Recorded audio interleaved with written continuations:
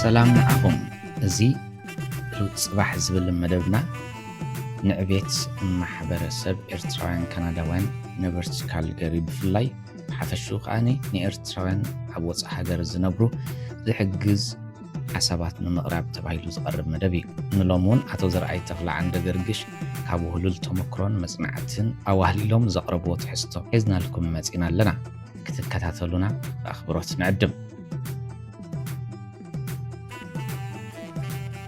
ማሕበረ ኮማስ ኤርትራ ኣብ ዳያስፖራ ብድሆን ዕድላትን መእተዊ ብረታዊ ቃልሲ ካብ ዝጅምር ኤርትራውያን ካብ ሃገሮም ብብዝሒ ናብ ስደት ክውሕዙ ጸኒሖም እዮም ሎሚ ናይ ዝኾነት ሃገር ከተማ ኤርትራውያን ዘይብላ ኣላይልካ ክትዛረቡን ዳርጋ ይከኣልን ኣብ ስደት ዘለዉ ኤርትራውያን ከምተን ካልኦት ኢትኒካውያን ማሕበረ ኮማት ኣብ ዘለናዮ ባህልና ከነዘውትርን ክንዕቅብን ናብ ዝመጽእ ወለዶ ከነመሓላልፍ ንሓድሕድና ንተሓጋገዘሉ መንገዲ ክንፈጥር ብማሕበረ ኮማት ንጥርነፍ ምስ ዕቤት ማሕበረ ኮማትና እቲ ናይ ምድግጋፍ ዕዮ ክበዝሕ ግድን እዩ ምስኡ ግን እቲ እኩብ ዓቕምታትና እውን ስለ ዝዓቢ ክቃለል ይግብኦ እንተኾነ ግን ዋላ እኳ ብዝሒ ኤርትራውያን እውን እንዳዓበየ ይኸይድ እንተሎ ማዕሪኡ ግን ናይተን ማሕበረ ኮማስ ናይ ምምሕዳር ዓቕሚ ከምቲ ዝግባእ ክስጉም ኣይከኣለን ተኽእሎታት ማሕበረ ኮማት ብግቡእ ዝምርሓ ጠርኑፋት ማሕበረ ኮማት ንኣባላተን ክሕይላን ንባህልታት ኣብ ምዕቃብ ንዝመጽእ ወለዶ ምትሕልላፍ ዓብ ተራ ክጻወታ ይኽእላ እየን ንመንእሰያት ብትምህርቲ ይኹን ብሞያ ተወዳደርቲ ክኾኑ መንተርሺፕ ብምድላውን ሓድሕዳዊ ምትእስሳርን ምትሕባርን ምትራር ሓበሬታታት ናይ ምልዋጥን ምድጋፍን ባህሊ ከም ዝዓብን ምግባር ምትብባዕ ክገብራ ይኽእላ እየን ተወሳኺ ድማ ንናይ ኣባላተን ግላዊ ትካላት ኣብ ትሰፍሕ ኢኮኖሚ ተወዳደርቲ ክኾና ኣብ ጎነን ኮንካ ምትብባዕ ሞራላውን ናይ ፍልጠትን ደገፍ ምሃብ ይከኣል እዩ ኣብዚ ከይተደረታውን ካልእ ንኣባላተን ዝጠቅምን ነተን ማሕበረ ኮማት ዘሰስን ዓበይቲ ፕሮጀክት ምፍጣር ክሕሰብ ይከኣል እዩ እዚ ንኽትግበር ግን ማሕበረ ኮማስና ብቑዕ ምሕደራ የድልዮ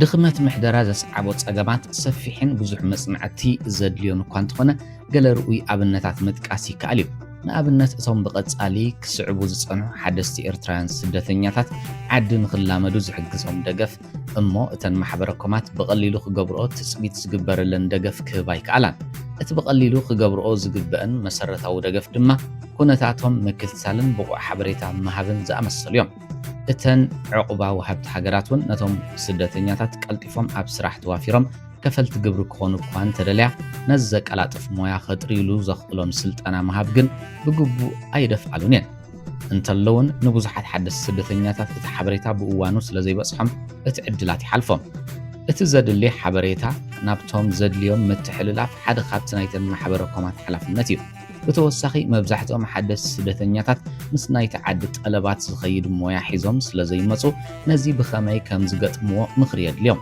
እዚ እውን ማሕበረ ኮማት ክህብኦ ዝግባእ ደገፍ እዩ ማሕበረ ኮማት ነዚ ፀገማት ኣዓሚቐን ክሪኦን ብዓብኡ ድማ ጥሙር ማሕበረ ኮማዊ ዓቕምታተን ከም መሓይሻን ይግባእ ይከኣል እውን እዩ ሓደ ካብቲ ዓብ ጾር ናይቶም ሓደስቲ ስደተኛታት ኤርትራውያን ሻቕሎት ናይቶም ኣብ ዓዲ ዝተረፉን ኣብ መንገዲ ዘለውን ስድራ ቤታት ዝስከምዎ ቁጠባዊ ሓላፍነት እዩ እዚ ከቢድ ሓላፍነት ካብ ኣእምሮኦም ዘይፍለ ኣዝዩ ህፁፅ ነገር ስለ ዝኾነ እቲ ግዜ ዘየፀብዕ ዕላምኦም ቀልጢፍካ ስራሕ ምርካብ እዩ ንብዙሓት ፍሉይ ናይ ስራሕ ሞያ ስለ ዘይብሎም ምስ ናይ ቋንቋ ድኻም ተደሚሩ ብፅቡቕ ደሞዝ ክቁፀሩ ኣይኽእሎምን ዝረኽብዎ ትሑት ደሞዝ ስራሕ ክወስዱ ስለ ዝግደዱ ወፃኢታቶም ክሽፍኑ ነዊሕ ሰዓታት ክሰርሑ ስለ ዘለዎም ዝሓሸ ስራሕ ክረኽቡ ዘኽእሎም ሞያ ከማዕብሉ ትርፊ ግዜ ኣይህልዎምን ሳዕቤኑ ድማ መወዳእታ ዘይብሉ ናይ ናብራ ቃልሲ ይኸውን እዚ ሓልዮት ቤተሰብ ዘምፅኦ ኩነታት ግን ሓደ ካብቲ ፍሉይ ናይ ኤርትራውያን ናይ ምድጋፍ ሰናይ ባህሪ ምዃኑ እዩ እዚ ሰናይ ባህሊ ግን ኣብ ቤተሰብ ዝተወሰነ እውን ኣይኮነን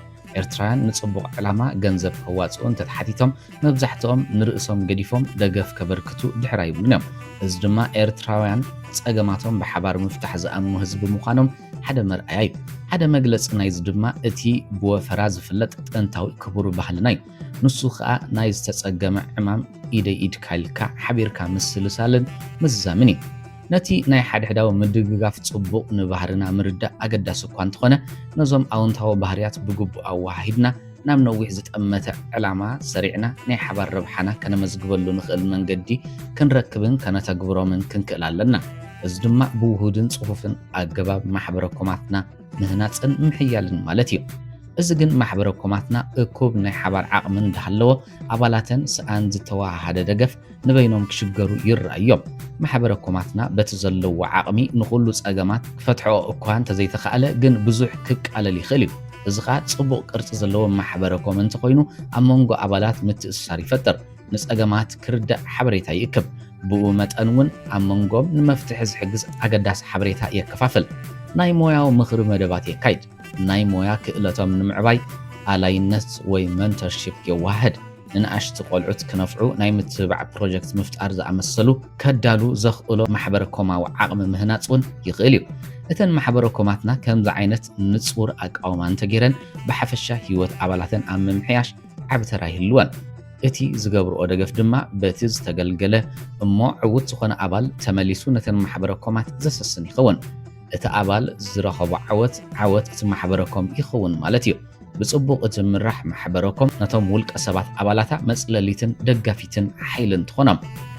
ናይ ማይ ባእታታት ሞለኪላት ኣብ ሰማይ ዘሎ ደበና ናብ ዝናብ ክሳብ ዝቕየሩ ጥቕሚ የብሎምን። እቶም ናይ ማይ ባእታታት ኣብ ንሓድሕዶም ምስ ዝተሓሓዙ ማይ ይዘንብ እሞ ኣትክልትን ኣእካልን የልምዑ።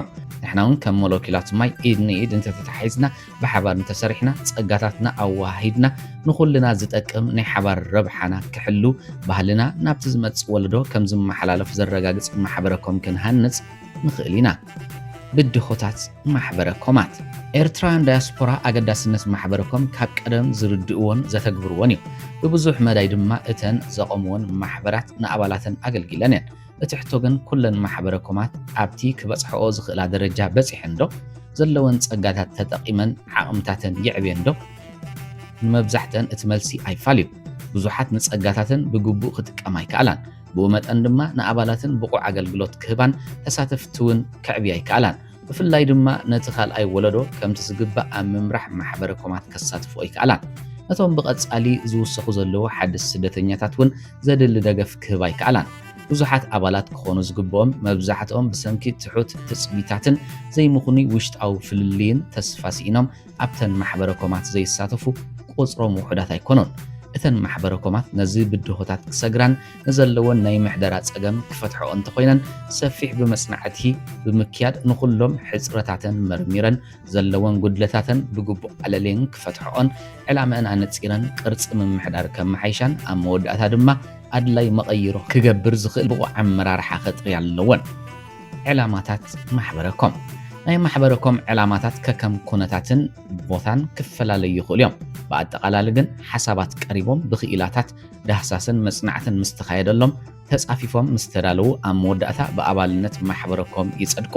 ሓደ ማሕበረኮም ካብ ካልኦት ዳያስፖራ ማሕበረኮማት ሓሳባት ክወስድ ይኽእል እዩ። ንኣብነት ኣብ ካልገሪ ዝርከብ ማሕበረሰብ ህንዲ ንሓደስቲ ስደተኛታቱ ኣብቲ ናይ ምስጋር እዋን ዝገብረሎም ደገፍ ከም ኣብነት ክርአ ይከኣል። ማሕበረኮም ህንዲ ነቶም ሓደስቲ ስደተኛታቱ ብዝገብረሎም ደገፍ ናብ ንጡፋት ኣባላት ክቕይሮም ክኢሉ እዩ። ናይ ተቐበልቲ ምስክርነት ድማ ዕዉት መደብ ከም ዝነበረ የረድኡ። ንሓደስቲ ኤርትራውያን ምሕጋዝ ሓደ ካብቶም ኣገደስቲ ኣዕኑድ ማሕበረኮም ክኸውን ኣለዎ። ሓደ ማሕበረኮም ግን ኣብዚ ከይተደረተ ካልኦት ንነዊሕ ዝጥምቱ ዕላማታት ክድህስስን ክሰርሕን ይኽእል እዩ። ገለ ንምጥቃስ ኣብ መንጎ ወለዶታት ድልድል ምህናፅ እቲ ሓድሽ ወለዶ ኣብ ናይ ማሕበረኮም ስራሓት ክሳተፍ ጥራሕ ዘይኮነ ኣብ ምምራሕ እተን ማሕበረኮማት ተራ ክህልዎ ምትብባዕን ናይ ኣባላት ሞያዊ ዓቕምታት ንምምዕባል ምስ ሰብ ሞያን ክኢላታትን ምትእስሳር ምፍጣር፣ መተባብዒ ናይ ብሉፅነት ሽልማት ምሃብ፣ ኣብ ናይቲ ትነብረሉ ከተማ ይኹን ሃገር ኣብ ፖለቲካዊ ምርጫታት ምስታፍ፣ ምስ ካልኦት ማሕበረኮማት ምሕዝነት ብምፍጣርን ናይ ሓባራዊ ረብሓታት ንምስጓም ምስራሕ ዝኣመሰሉ እዮም። እዚ ኩሉ ድማ ንዕብየት ናይ ማሕበረኮምን ኣባላቱን ኣዝዩ ኣገዳሲ እዩ። ኣድማዐ መሪሕነት ንርሑቕ ዝጥምቱ ዕላማታትን ጽፉፍ መርሓ መስመርን ነቲ ማሕበረኮም ክበጽሖ ዝደሊ ሸቶ ይድርኹ። ብቑዓት መራሕቲ ብኣባላት ዝተደገፉ ድማ ነቲ ዕላማታት ብኣድማዕነት የተግብርዎ። ብቑዓትን ውፍያትን መራሕቲ ኣብ ማሕበረኮም ዓብ ሓላፍነት ይስምዖም፣ ብዙሕ ወለንታዊ ጊዜኦም ድማ ይወፍዩ። ብቑዓት መራሕቲ ነቶም ፍሉይ ክእለትን ዓቕምን ዘለዎም ኣባላቱ ባይታ ፈጢሩ የሳትፍን የዋፍርን። ጸጋታት ማሕበረኮም ብግቡእ የመሓድር፣ እቲ ማሕበረኩም ብኸመይ ይመሓደርን ንተሳትፎ ኣባላት ወሳኒ እዩ። እቶም ኣባላት እቲ ማሕበር ድሌታቶም ዘማልእ እንተኮይኑ ዝያዳ ንኽሳተፉ ይድርኾምን የተባብዖምን። ስለዚ ድማ ሓደ ማሕበረኩም ብቑዕን ቅኑዕን መሪሕነት ክህልዎ ዓብ ኣገዳስነት ዘለዎ። መደምደምታ ኣብ ስደት ዘለና ኤርትራውያን ናይ ሓባር ባህልናን ክብርታትናን ብሓደ መታን ክንቋደስን ክንካፈልን ብማሕበረኩም ንጠርነፍ። ማሕበረኮማትና ንኹሉ ውልቀ ሰብ ኣብ ሓደ ጠሚሩ ንናይ ሓባር ረብሓና ይጣበቕ። ከምኡ ድማ ንሓድሕድና ብምትእስሳር እኩብ ዓቕምታትናን ናይ ሓባር ጸጋታትናን ኣዋሃሂድና ብውልቂ ይኹን ብእኩብ ንዘጋጥመና ብድሆታት ምኽርን ደገፍን ክንወሃብ የኽእለና። ማሕበረኮማት ብውፍያት ወለንተኛታት እየን ዝመሓደራ። እዚ ግን ኩሎም ውፍያት ናይ ምምራሕ ክእለት ኣለዎም ማለት ኣይኮነን። ማሕበረኮማትና በቶም ብሉፃትና ክምርሓ ግድን ከነረጋግፅ ኣለና። እዚ ምስ ኮነ ድማ ነዞም ብዘይተጎላባነት ጊዜኦም ዘወፍዩ ብሉፃት ወለንተኛታት ከነተባብዖም ክንድግፎምን እንተኾንና ክንሳተፍ ኣለና። ኣብ ማሕበረኮም ምስታፍ ንባዕልኻን ማሕበረሰብካን ምሕጋዝ ማለት እዩ። ማሕበረኮማትና እውን ናይ ሓባር መግለፂናን መለክዒናን እየን። ካብ ሓድሕዳዊ ምድግጋፍ ክቡር ባህልና ዝዓቢ ቁም ነገር የለን። ስለዚ ማሕበረኮማትና ዕዉታት ናይ ሓባር ማእከልና ክንገብርን ሓላፍነት ኣለና። ተራኹም ኣብ ምህናፅ ሓያል ማሕበረኮም ንወለዶታት ዝመሓላለፍ ክብሪ ክኸውን ተሳትፎኹም ኣይትንፈግዎ። ክቡራት ተዓዘብትና ንሎሚ ዝበልናዮ መደብ ብሉፅ ጽባሕ ኣብዛዚምና ኣለና። ኣብ ኩሉ ብማሕበረሰብ ኤርትራውያን ካናዳውያን ነበርቲ ካልገሪ ዝግበር ንጥፈታት ክትሳተፉን ኣብ ምርጫ ድምፅኩም ክትቡን ብኣኽብሮት ንፅውዕ። ማሕበረሰብ ኤርትራውያን ካናዳውያን ነበርቲ ካልገሪ ኢካክ ብሉፅ ጽባሕ።